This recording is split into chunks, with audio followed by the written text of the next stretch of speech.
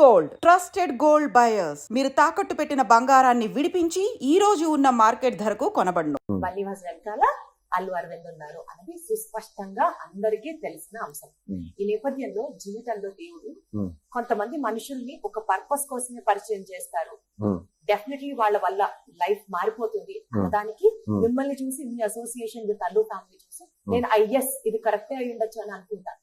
అలా కొన్ని divinely persons in your life నేను అరవింద్ గారితో కాకుండా ఇంకెవరున్నారు? అరవింద్ గారితో కాకుండా అంటే Dil Raju garu, Sukumar garu, they are the very important people in my life. నాకు కెరియర్ చేంజ్ చేయడంలో కానీ లేదంటే నాకు ఇంకొక అదర్ స్టెప్ ఇవ్వడంలో కానీ అపార్ట్ ఫ్రమ్ అరవింద్ గారు అండ్ బన్నీ ఇద్దరు కాకుండా అయితే they are the very most important people in my life. అసలు అరవింద్ గారితో మీకు ఉన్న ఆ రిలేషన్ ఎంత స్ట్రాంగ్ అంటే మా దాకా వచ్చేటప్పటికి ఎలా అంటే నా పరిచయం విత్ బన్నీ గారు బ్రదర్ బాబీతో అక్కడ నుంచి actually first step is that one.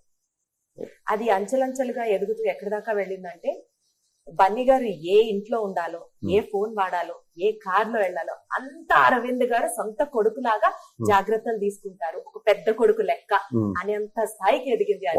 అది బయట ఉన్న మిత్. అవునా? బన్నీ గారు అనేది he's a very individual personality. ఆయన డెసిషన్స్ గానీ లేదంటే ఆయన ఎలా ఉండాలనుకునేది ఇది ఏంటంటే he's from especially last 10 years he's very very matured and evaluate అయిపోయిన పర్సన్. ఆయన దానికి ఏంటంటే ఆయన చదివిన బుక్స్ కానీ ఇట్లో చూస్తే ఏంటంటే he has very clearly identified his personality. తను ఎలా ఉండబోతున్నాను నెక్స్ట్ 5 years లో తను ఎలా ఉండబోతున్నాను అనేది కూడా ఈరోజు క్లియర్గా ఉంటాడు అతను. సో ఇదంతా బయట ఏంటంటే ఏదో అరవింద్ గారు చూసుకుంటారు, బన్నీవాస్ గారు చూసుకుంటారు అనేది మిత్. అంటే మీరు మీ పరంగా అరవింద్ గారు మిమ్మల్ని సొంత కొడుకులా అడాప్ట్ చేసేసుకున్నారు అన్నది ఒక వర్షన్ అయితే, ఇది ఒక క్వశ్చన్ ఇప్పుడు నేను అడిగింది. ఓకే అండి, లేదండి 100% ఆ ఇంట్లో అయితే మాత్రం వాళ్ళ ముగ్గురు అబ్బాయిలతో పాటు నన్ను ఈక్వల్ గానే చూస్తాడు. దాంట్లో అసలు డౌటే లేదు. చాలా హ్యాపీ అనిపిస్తుంది కదండి లైఫ్ లో. ఒక పాయింట్ లో ఎవరో తెలియని వ్యక్తి అలా క్లోజ్ అయిపోయి ఈరోజు ఫ్యామిలీలో ఒక ఇంపార్టెంట్ పర్సన్ అయిపోయినందుకు గాను మీ సక్సెస్ గా చూస్తారా, లక్ అనుకుంటారా? లక్ అండి, అది ప్యూర్ లక్ అండి. హంబుల్ ఆన్సర్ తెలుసా సార్ ఇది? లేదు, ఇట్స్ ప్యూర్ లక్. ఇదేదో నా గ్రేట్ దీని వల్ల వచ్చింది, నా కష్టం వల్ల వచ్చింది అంటే తప్పది. చాలా కష్టపడే వాళ్ళు, నాకన్నా తెలివితేటలు ఉన్న వాళ్ళు, నాకన్నా టాలెంట్ ఉన్న వాళ్ళు చాలా మంది ఉన్నారు ఆయన దగ్గర. ఇవన్నిటిలో మించి నేను ఒక స్టెప్ ఆయన దగ్గరికి వెళ్ళగలిగి ఈ రోజు ఇట్లా ఉన్నానంటే ఇట్స్ ఎక్కడో నా టాలెంట్ అన్నిటితో పాటు ఇది కూడా అంతే. ఎంత హంబుల్ ఆన్సర్ తెలుసా బన్నీవాస్ గారు? చాలా మంది ఒప్పుకోరు ఈ పాయింట్. నా హార్డ్ వర్క్, నా కష్టం ఇదే చెప్తారు కానీ చాలా హంబుల్ గ్రౌండెడ్ ఆన్సర్ అన్నమాట ఇది. లేదండి, అన్నిటితో పాటు ఇది అంతే. రైట్ సరే, ఇందాక మీరు చెప్పిన పాయింట్ కి కంటిన్యూషన్. బన్నీవాస్ గారు బన్నీ గారి పక్కన ఉండగా ఆయన ప్రాజెక్ట్స్ కంపోజ్డ్ గా ఉండడాలు, కాంట్రవర్సీస్ కి దూరంగా ఉండడాలు జరిగింది.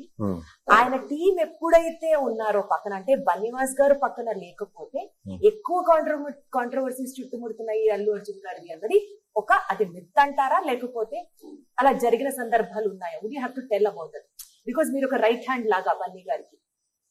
అంటే 2016 తర్వాత when I'm growing as a producer గా ఉన్నప్పుడు అప్పటి నుంచి కూడా ఆయన నేను మాట్లాడుకున్న తర్వాత we have develop team for him. Exactly, ఆయన టీమ్ డెవలప్ చేసుకుంటూ వెళ్ళారు. ఇప్పుడు ఏదన్నా బాగా ఇంపార్టెంట్ విషయం వస్తే లేదంటే ఏదైనా బాగా ఇది వాసు హ్యాండిల్ చేస్తాడు ఆయనకి ఇచ్చేయండి అన్నప్పుడు నాకు చెప్తారు జనరల్లీ. బట్ మనం అర్థం చేసుకోవాల్సింది కూడా ఏంటంటే ఇప్పుడు ఆయన పక్కన ఎవరో ఉండి ఆయన్ని చేసే స్టేజ్ అయితే మాత్రం ఆయన ఇప్పుడు కాదు, లాస్ట్ 10 years నుంచి కాదు. అది వెరీ వెరీ క్లియర్. వెరీ ఎట్లా చెప్తాను, వెరీ ఆయన థింకింగ్ కానీ ఆలోచన కానీ చాలా, ఎస్పెషల్లీ 2011 నుంచి అయితే మాత్రం వేరే లెవెల్లో వెళ్ళిపోయాడు ఆయన. అక్కడి నుంచి ఏంటంటే ఆయనకైనా డెవలప్ అవుతూ వెళ్ళాడు ఆయన, ఒక పర్సనాలిటీగా కానీ ఒక దీంట్లో కానీ. ఇప్పుడు వాట్ ఎవర్ ఇన్సిడెంట్స్ హ్యాపెన్స్ ఏంటంటే మీరు చూడండి ఎనీ స్టార్ లైఫ్ లో ఇన్సిడెంట్స్ అవుతాయి, 200% అవుతాయి. అట్లాగే ఈయన పీక్ స్టేజ్ లోకి వెళ్తున్నప్పుడు ఇన్సిడెంట్స్ అవుతాయి. ఎందుకంటే ఒక సక్సెస్ తో పాటు నెగిటివిటీ అంత వస్తుంది. అండ్ ఒక సక్సెస్ లో పెద్ద స్టేజ్కి వెళ్ళిన తర్వాత ఒక ఇన్సిడెంట్ కూడా మాల్ ఫైర్ అవ్వాలి. సో ఆ ఫైర్ అట్లాంటి అయినప్పుడు ఏంటంటే పక్కన మాలాంటి ఎక్స్పీరియన్స్ పీపుల్ ఉపయోగపడుతుంది తప్పితే. But whatever he design is own. అది దాంట్లో వాళ్ళ ఫాదర్ది కానీ నాది కానీ ఇవన్నీ కూడా we are helped him. But own design అయితే మాత్రం అయిందే. సో మీరు పక్కన ఉన్నా పక్కన లేకపోయినా ఆయన ఇండివిజువాలిటీ, ఆయన చరిష్మా, ఆయన హార్డ్ వర్క్, ఆయన planning like extremely his own thing. His own thing. And second thing ఏంటంటే ఇంకా నేను లేకపోతే ఇంకా ఫాస్ట్ ఉంటాడు ఆయన. ఇంకా ఏంటంటే నేను జనరల్లీ ఏం చేస్తానంటే ఆయన్ని స్లో చేస్తాను. లాగుతూ ఉంటారా?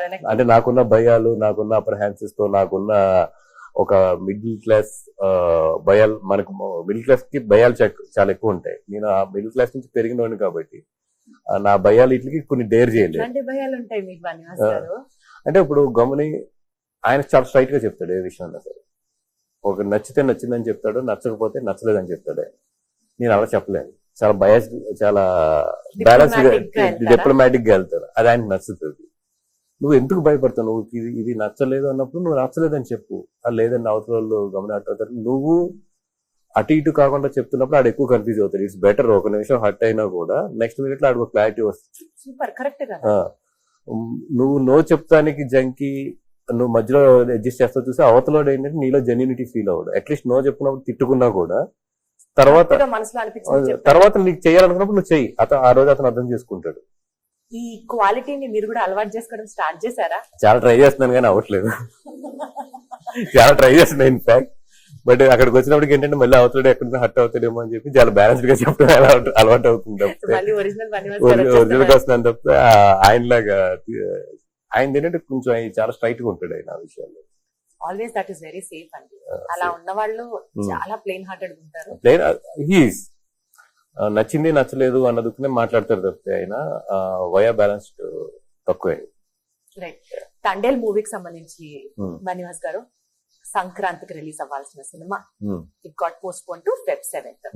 ఇప్పుడు సంక్రాంతికి రిలీజ్ అయిన సినిమాలకు సంబంధించి రిజల్ట్స్ చూసిన తర్వాత ఎస్ నేను తీసుకున్న డెసిషన్ కరెక్టే అని ఫీల్ అవుతున్నారా? 100%. దాంట్లో అసలు ఎందుకంటే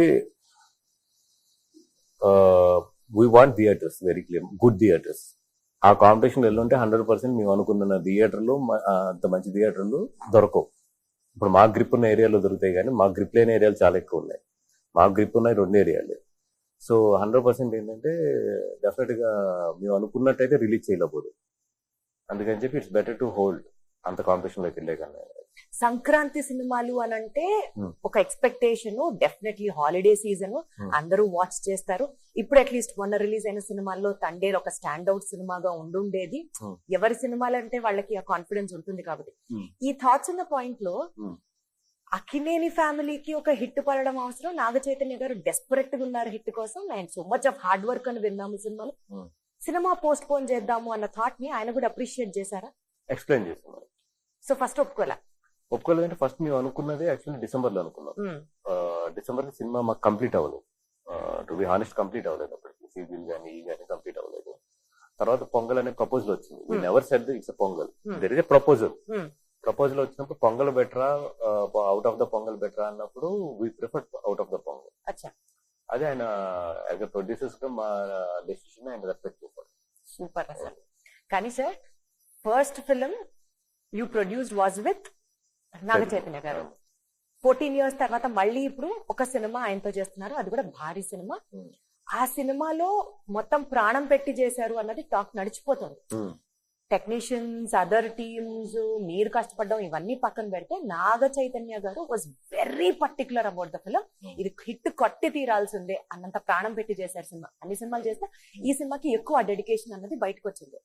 ఈ నేపథ్యంలో మీకు ఇది పేబ్యాక్ సినిమానా గ్రాటిట్యూడ్ పరంగా, లేదా you are like proper producer, business ఆలోచించాలి, థియేటర్స్ ఆలోచించాలి, స్టాండర్డ్స్ ఆలోచించాలి, ఆ రకంగా నడిచిన సినిమానా? అరవింద్ గారి గురించి ఆలోచించినప్పుడేమో బిజినెస్ ఆలోచించాలనుకుంటారు. When I look into the Chaitanya garu, లేదు నాకు ఈయన ఫస్ట్ సినిమా ఇచ్చారు కదా, ఈ సినిమాతో ఏదో ఒకటి ఆయన మీకు ఇవ్వాలనిపిస్తుంది. అందుకే ఐ టోల్డ్ ఇది 100% 100 crores క్లబ్ లో చేశాను.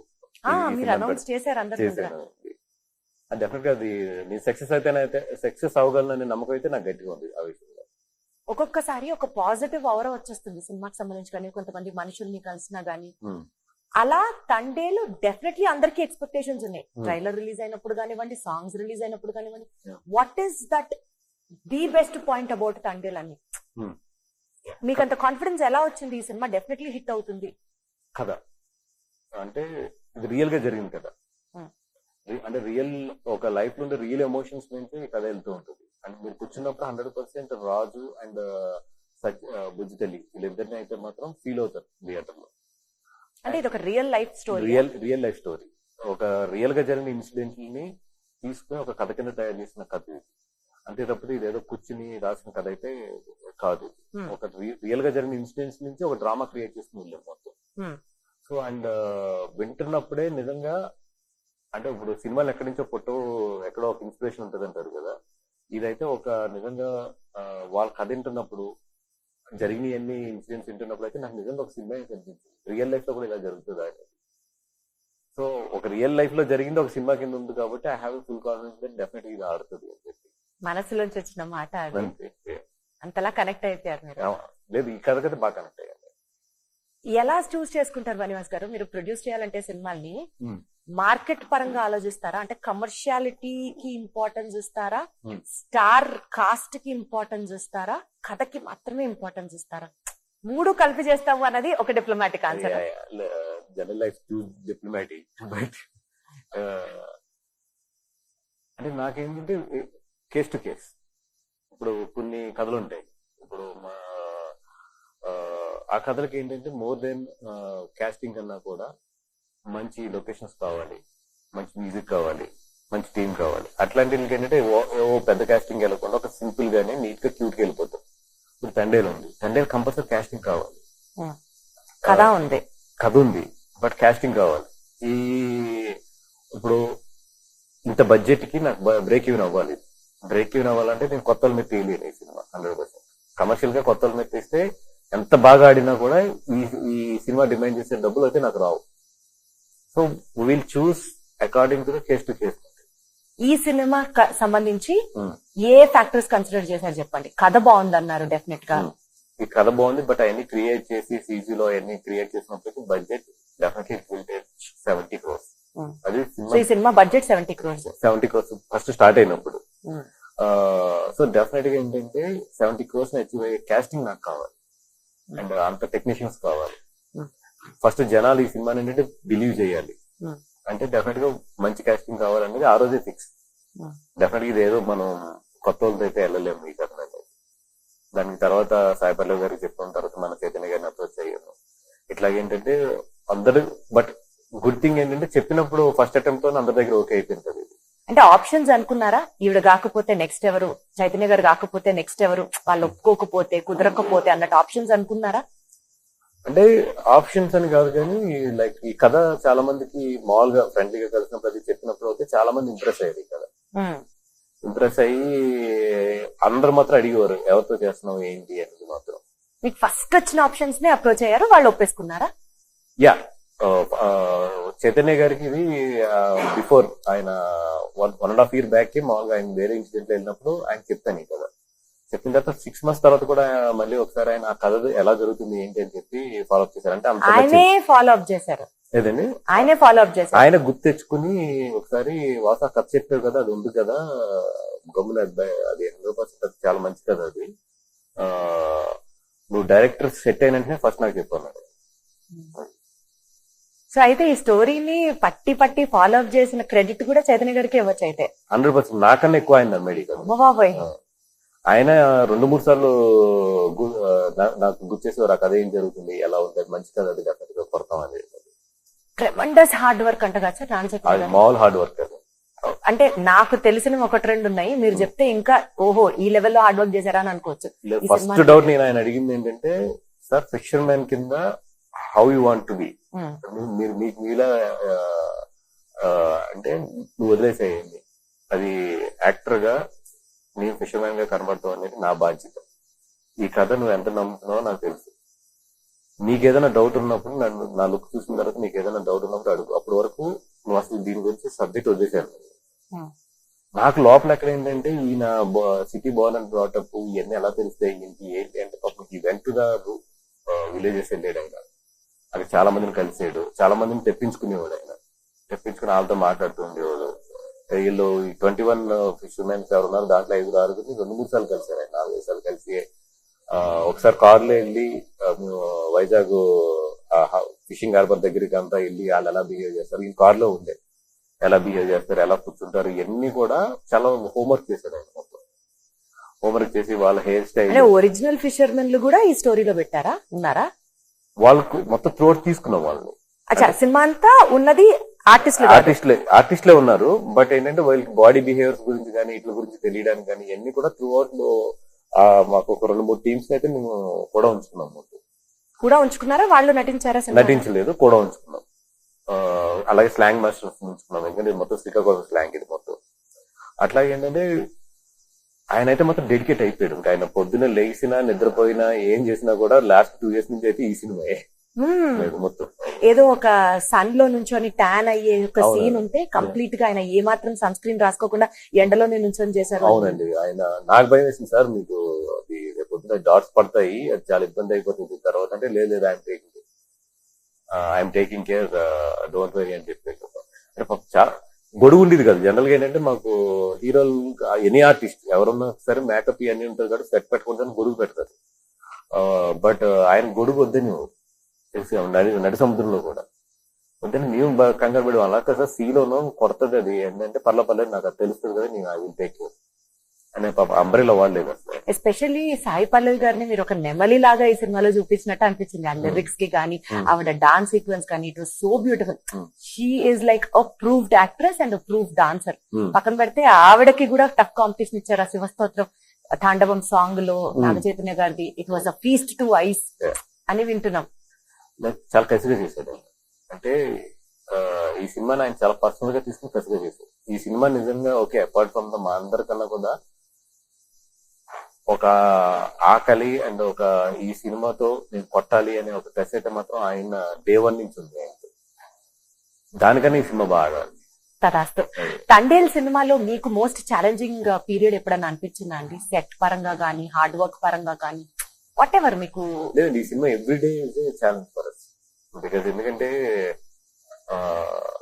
ఇప్పుడు అక్కడ షూట్ చేసాం మ్యాంగ్లూర్ సైడ్, ఆ సముద్రంలో ఆ ఎండలో షూట్ చేయడం అంటే అసలు సాయంత్రం 4 అయినప్పుడు యూనిట్ అయిపోయేది. అట్లాంటిది నియర్లీ 35 to 40 days చేసాం అక్కడ ఆ ఏరియాలో. ఇంకా బీచ్ ఒడినా లేదంటే సముద్రం, ఈ రెండే. హ్యూమిడిటీ ఎంత హ్యూమిడిటీ గానీ ఆ హీట్ గానీ అది అసలు మామూలు నరకం కాదు. బట్ ఏంటంటే ఇంకా ఈవెన్ పాపం సంక్రాంతి కూడా రాకుండా అక్కడ ఉండిపోయి మా వాళ్ళు కంటిన్యూ అయిపోయారు. అండ్ శాండ్ ఫైట్ ఉంటుంది దీంట్లో, అదేమో శాండ్ లో చేయాలి ఫైట్ మొత్తం. అవన్నీ కూడా అంటే production wise very tough production, అందుకని everyday is a challenge and for us.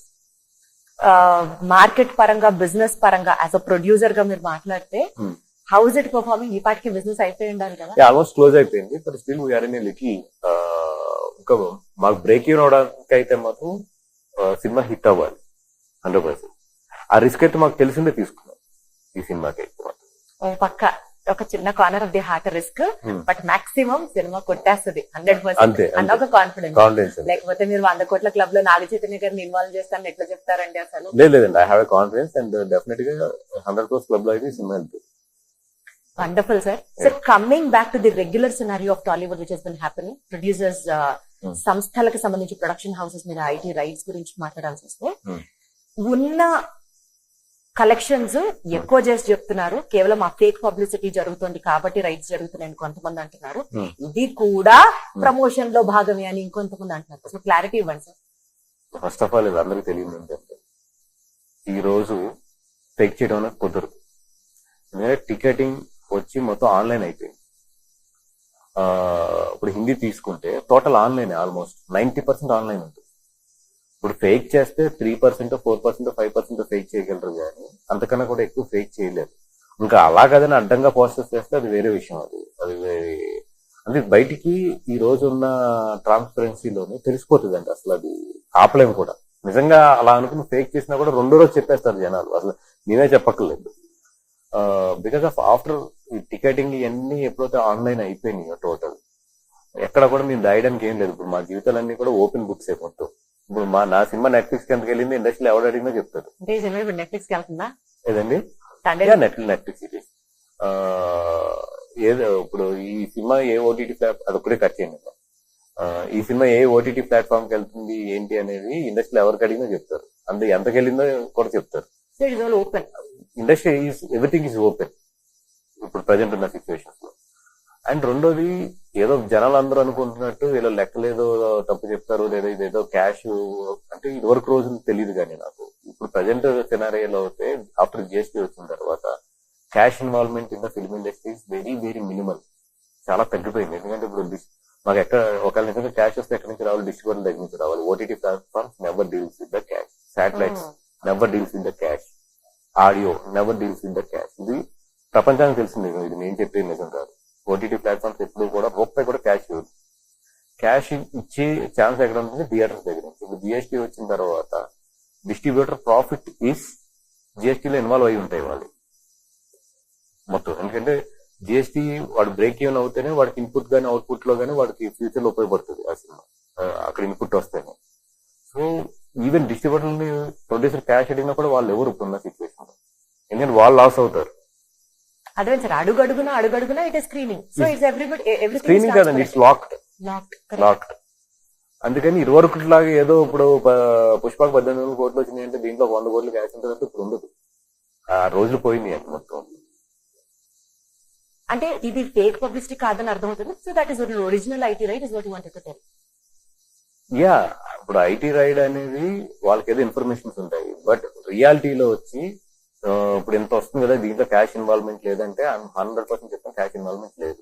This is I'm open. Super sir, wonderful. So తండేల్లో మీరు పెట్టిన ఎఫర్ట్స్, మీ ఎక్స్పెక్టేషన్స్ ఇవన్నీ రీచ్ అవుతూ మీ hard work should all pay off. Thandel should become blockbuster hit అని మనస్ఫూర్తిగా కోరుకుంటూ మళ్ళీ సక్సెస్ మీట్ లో కలుసుకుందాం sir. Good luck to you and more power to you. Thank you so much.